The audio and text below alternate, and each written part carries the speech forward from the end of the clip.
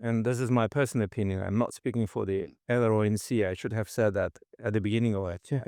Probably. It's really my personal opinion.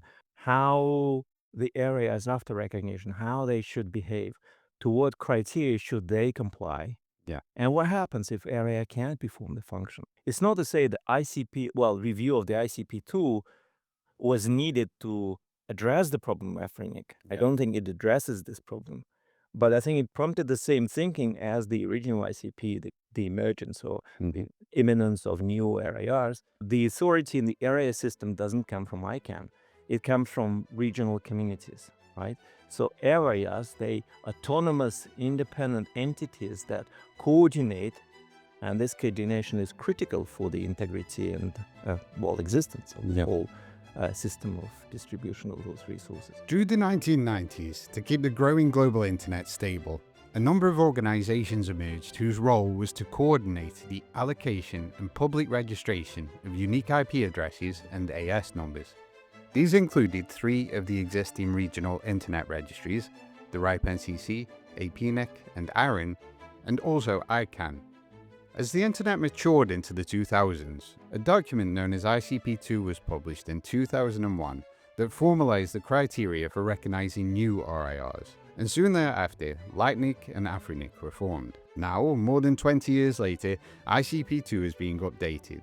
While the original document focused on how new RIRs are recognized, an updated version of the RIR governance document would aim to say more about the broader life cycle of these organizations, how they operate both individually and collectively, and what conditions might lead to them becoming derecognized.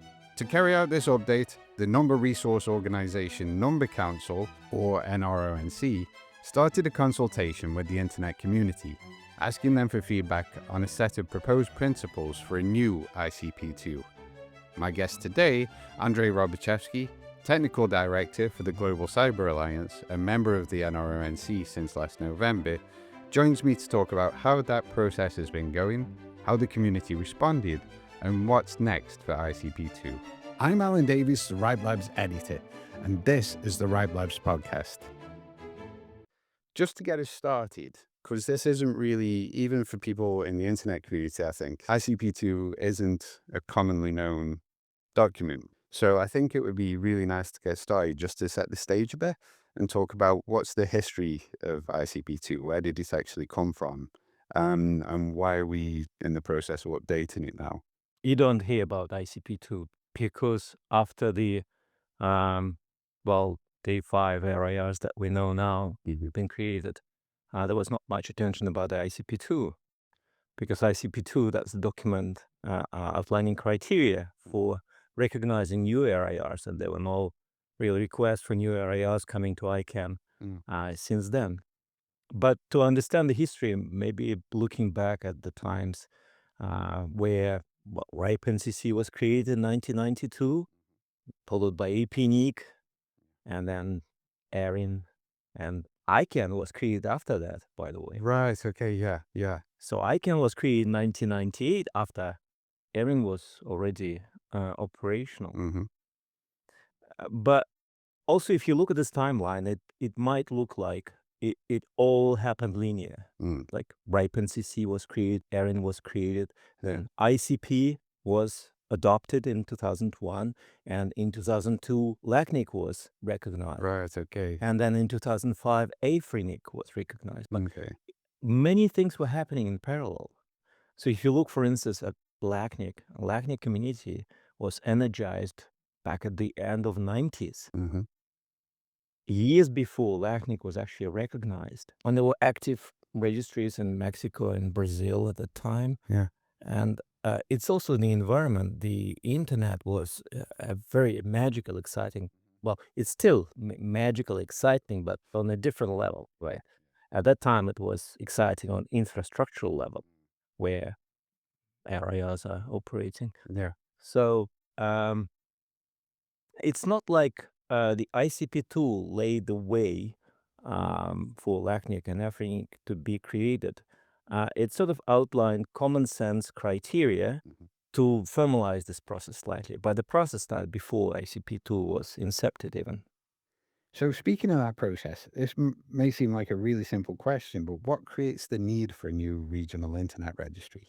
Well, partly, of course, geography plays a role. I mean, you Hmm. have, well, the way you look at this, six, maybe, well, maybe five continents. Yeah. And then it's logical that division or how you distribute, how you build a distributed system, right? Hmm. Because on one hand, fully centralized system is not efficient, right? Yeah. It's contrary. It has many drawbacks. Fully distributed system on a country level is equally bad because you have very fragmented internet. So that sort of division seems to be logical Yeah. on that scale. Uh, but you also have to look at the communities because I think the basis of the area system is the communities that drive this, that support the area system. And as the internet propagated, the communities in like Central and Latin America mobilized. Hmm. There were a lot of discussion, there were a lot of work, and that necessarily, I mean, that prompted to the question: should we take resource allocation also in our hands? Yeah. And for instance, with LACNIC, there was a lot of cooperation with ERIN, which served the regions at that time. Um, but yeah, the basis of the community is the same with Efronic. Yeah. Yeah. There were a lot of discussions, a lot of things happening. And that's why, by the way, the ICP-2, if you read this, it Hmm. doesn't look like a sort of legal documents. Yeah. It's sort of, discussion. Yeah. The discussion document, things you should consider when you evaluate an application. And on another side, things you should consider when you apply for a new area, Right. right? Okay. But it's Yeah. not like a legal document that says one, two, three. So it just really provides some boundary conditions for those discussions. Yeah. It maybe summarize in a way those discussions that were happening anyway. Okay, so that's useful. So this is something that emerged organically out of conversations that were already happening in those communities. Okay. Now, obviously, there's a big focus in that first document on the criteria by which new RIRs are recognized. But then recent events have led to the idea that the focus of that document needs to be broader. Um, so what's actually behind the decision to update ICP-2? That's a valid and good question. I think I'm speculating about the sort of ICP-2 in a way, but I think the emerging areas like LACNIC and Efronic, they prompted to think of, well, maybe we need some formality here, yeah, because well, we have some experience with recognizing three areas, but they will recognize organically as the system matures, and especially with the creation of ICANN. Mm-hmm. More formality was needed, obviously, Yeah. right? Um, so that prompted for the creation of the ICP-2. The same thing, I think the problems with Afrinic, they prompted the question, shouldn't we consider the whole life cycle? Yeah. How the areas after recognition, how they should behave, to what criteria should they comply, Yeah. and what happens if area can't perform the function? Mm-hmm. It's not to say the review of the ICP-2 was needed to address the problem of Afrinic. I Yeah. don't think it addresses this problem. But I think it prompted the same thinking as the original ICP, the emergence or Mm-hmm. the imminence of new RIRs prompted the original document. So moving to that then, what's been introduced here in this new draft, in the new draft document? What are the new concepts that weren't really there in the original ICP-2? In a nutshell, Mm. the whole life cycle, from recognition to ongoing commitments and potentially the recognition. Yeah. But then when we sort of open that issue and look at this, the other issues came up. Mm. I think those issues that we realized that importance of them also through the discussion of the principles. I have to say that principles were developed before I came on board on the NRO NC. Yeah. But I think that was a very smart move not to start with editing the document, the ICP-2, straight away, but start off, okay, let's step back and let's think about the overall sort of framework, Mm. if you will, and get community feedback on that. Yeah. And I think when we got this feedback, there are other things that became also important. again, as the system matured, the decision-making process, the roles of different entities in the system, we thought need to be outlined and defined better. So Yeah. this is another change that clarifies better the roles, how different entities, how individual areas, what role they play, what decisions they make, and how they make those decisions. There are certain other things that come up in the new draft, like the need for all RIRs to conduct regular audits. And that's something that they have to do for themselves, right? But is there a bit of tension here between the normal bottom up way that RIRs operate and a more top down approach? And on that note, what's ICANN's role in all this? Excellent question. That's excellent question. And that, I think if you look at the latest version of the area governance document, you may see, well, it's very complex. The processes suggest quite complex. Yeah. And that comes from the fact that it's not a top-down system. Hmm. We got a lot of feedback because the first version looked like, yes, those questions were really crucial for developing the second version of the draft. Is that what is the role of ICANN? What is the role of areas? Is ICANN sort of does top-down decisions? Hmm. Now, if the system was like this, if the system was fully hierarchical, the document would be much simpler. If we look at like GTLD space, for instance, Mhm. where it's more hierarchical when ICANN accredits registries, um, much simpler. But the authority in the area system doesn't come from ICANN; it comes from regional communities, right? So areas, they autonomous, independent entities that coordinate, and this coordination is critical for the integrity and existence of the whole system of distribution of those resources. So that's why there's sort of, um, a bit of both sides, right? There is ICANN and areas that look like a hierarchical system, while the decision and authority is really bottom up. Mhm. And that might complicate things, but without understanding this context, you may look at this document and say, hey, why couldn't you do this much easier? Yeah. Because if you look at ICP-2, in ICP-2, in fact, ICANN was the only one making these decisions. Right. Okay. And Yeah. there was not much attention to this process, but that tells more about the maturity of the system at that time than the real sort of chain of authority Hmm. of the system. I think it was assumed that yes, areas, they cooperate, they do things together, and they make those decisions, and all the discussions happen in the community. And I can't just, signs on the dotted line, Yeah. but not sort of, yeah, I'm making the decisions. Yeah. Now, today, that needs to be more explicitly documented. Okay. That was the change, Yeah. other change in this document.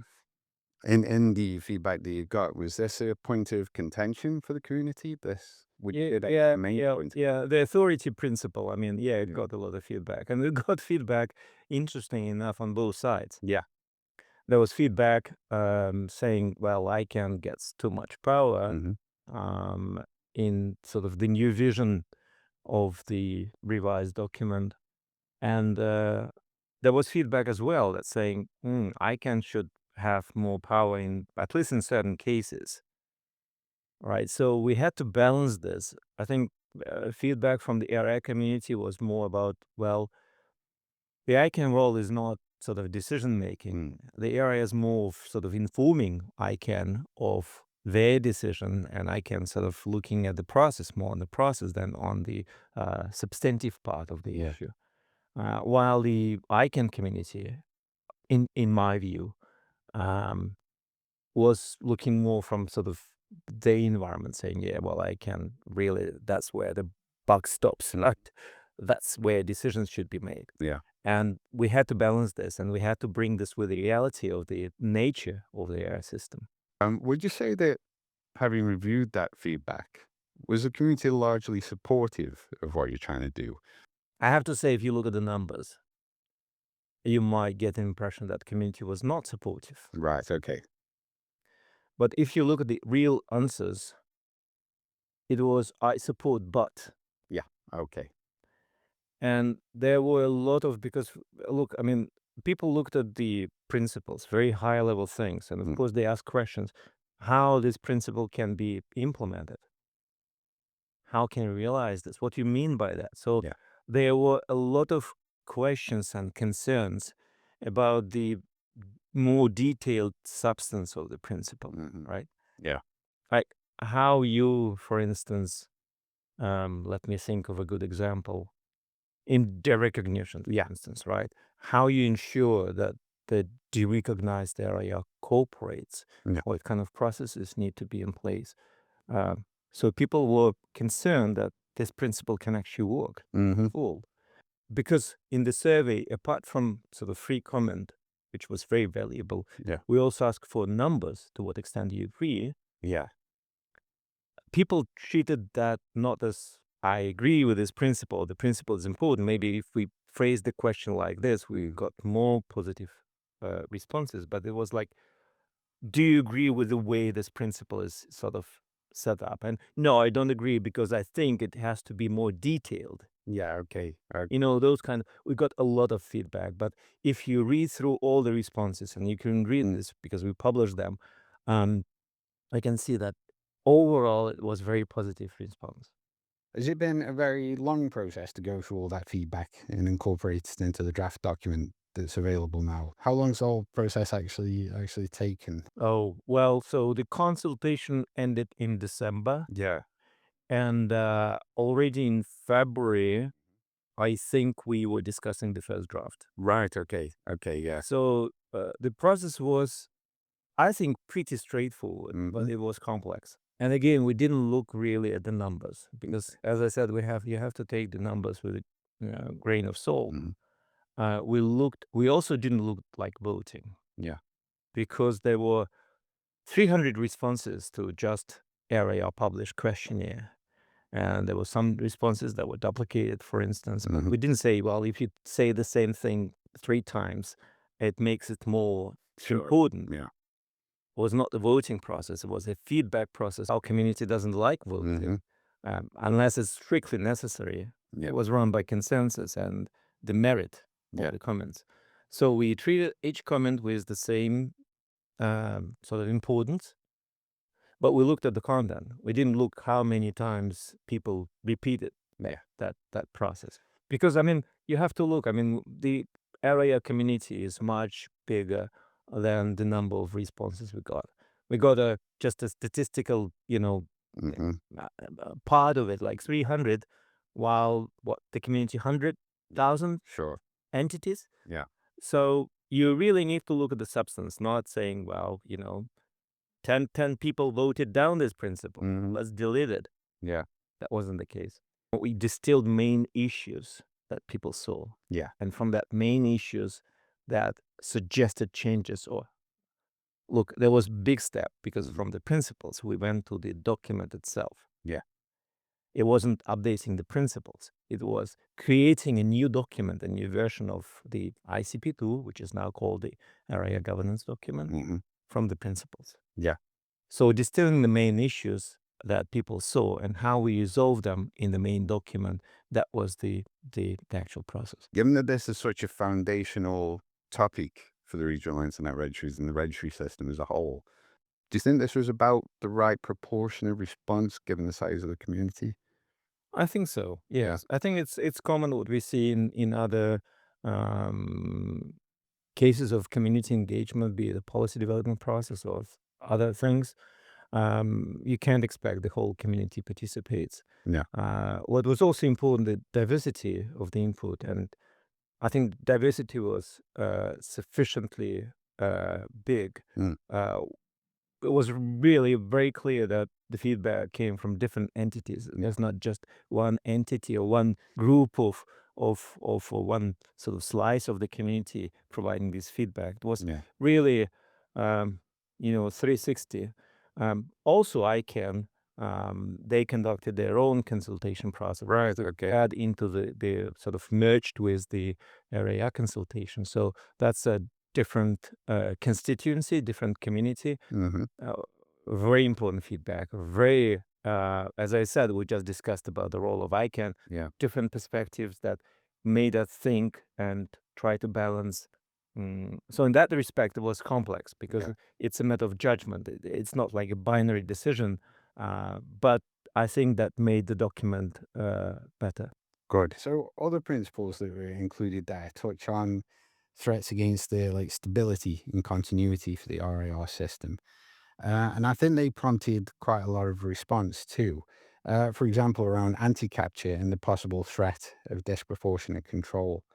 Um, is that seen as a growing threat here, or is the focus more on guarding the RIRs against potential threats that might emerge in the future? I think potential threats. I think maybe in some regions that might be a real threat, Mm, but I think that's more a symptom hmm of a more difficult problem. What we start at the beginning of our chat is that the whole area system rests on the community support. That's where authority comes from, and that assumes that community is vibrant and active hmm and is engaged. Yeah. And I think that's the main threat because as we see, as communities grow, and by community, you have to include all the resource holders, right, in this community, not just people attending a RIPE meeting, hmm for instance. But I think there is a threat that uh, mm, part of this larger community becomes disengaged and looks at the resource distribution and role of areas as purely sort of from a business perspective. Yeah. I need my resources for conducting business, and I really don't care about community, about policy development process. hmm And in this case, I think if community becomes less apathic, well, more apathic, Mm. less engaged, it opens the way for those kind of things, Yeah. right? And I think it erodes the whole system because the system is based on those principles. Yeah. It does seem like the fact that these things weren't thought about early on reminds us that the earlier internet was much more optimistic, maybe kind of like idealistic place. I mean, we see the same things when we talk about routing and DNS and the lack of security built into them. It was all made with such good intentions, but now there is this need to build in that protection, kind of create a kind of armor against certain challenges to the way the internet operates. That's very true. But the thing is that the document, like area governance document, uh, I see it, and this is my personal opinion. I'm not speaking for the NRO NC. I should have said that at the beginning of it. Yeah. Probably. It's really my personal opinion. But it provides boundary conditions. Although that looks more legal, and I think we tried to make the statements in this document more precise. Yeah. So it looks now more like a legal document. It's not a legal document, really. It's really more of a discussion document. Yeah. So again, if a new area is emerging, it's not like there will be an application thrown over the wall and the process will start. It will not work this way. Yeah. It's not how it works in our community, right? There will be discussions, there will be emerging community, there will be active group that is promoting something. Mm. Um, there will be cooperation, ongoing cooperation between the areas to solve this issue. So when the application comes, all major questions should be solved, in fact, Yeah. Yeah. right? So it should be a very straightforward process. It shouldn't be contentious. hmm Um, because it's not, as I said, it's based on different principles. Mm. If you look at the system based on top-down control and sort of decision-making process and treaties, that's not what this document is about. Yeah. Yeah. So this process itself has been carried out according to community principles of transparency and consensus building. As an example of those principles in action, if you like, do you consider this to have been a success so far? I hope Mm. that this is successful. I feel it's successful Mm. because also I think we're getting there, right? By the nature of feedback in the second phase, it's not like we are starting all the time from scratch, from sort of ground zero. Yeah. We are moving along with the community. That's very important. That means that community is engaged, it follows the process, hmm and it's sufficiently open and transparent. There's some complexity. I mentioned ethnic community. There are no members from African community on the NRO NC Right. for obvious reasons. So they do not hold a pen, but we are doing our best with webinars, attending meetings to engage with this community. Now, consultation was also open for everyone, Yeah. including the African community. Yeah. Another complexity is that we didn't use a sort of, proved process, Right. Okay. right? And we got questions like, why couldn't you use, for instance, the global policy development process? Well, first of all, that's not a global policy that the process was designed for. And secondly, again, Afrinic would be very difficult to engage with this process. Yeah. And thirdly, it really a different type of document that we are developing. Mm-hmm. But to compensate this, we always thought how, or in thinking still, how to engage community better, how to solicit this feedback. So really the document is not just, result of some thinking by a small group of people, although hopefully representing the community, but it's also collecting all this sort of wisdom and feedback from the global numbering community. So there's some challenges. We'll see. Yeah. I think, well, I'm looking forward to the BOF that we are planning to organize at the right meeting Mm-hmm. in Bucharest, um, because last BOF was very informative for our work. A lot of great feedback that is hard to maybe communicate by in writing. Yeah. Yeah. There was a lot of discussion, and that's very important. So looking forward to that, and I think that will be a litmus test of whether we succeeding or not. Good. Good. So what's the rest of the process look like now? So you had the consultation. The draft is now available for people to, I'll put the link into that as well. People can go and look at it. What's the next stage now? Is there another round of feedback on that document or? Yes. So Right. right Okay. now, that's the second version of the document. So we had the principles, Mm-hmm. right? The first version of the document, Yeah. and now we are at the second version of the document, hopefully addressing important feedback that we receive from the community. We also published the document summarizing the changes and motivation behind those changes. We also included feedback, important points from our point of view that didn't find their way in the document and why. Right. Okay. I think that that's also important. And now the consultation, another consultation process is open. Mm-hmm. There will be now we're in the season of area meetings, Yeah. so we will be going and promoting those meetings next week. Mm-hmm. I, with my fellow colleagues from the NRO NC, go to African Internet Summit. We'll be talking to African community. Right. Okay. That's very important because African community formally was not very much involved, so it's very important to involve this community sort of in more informal way. Right meeting, Erin meeting.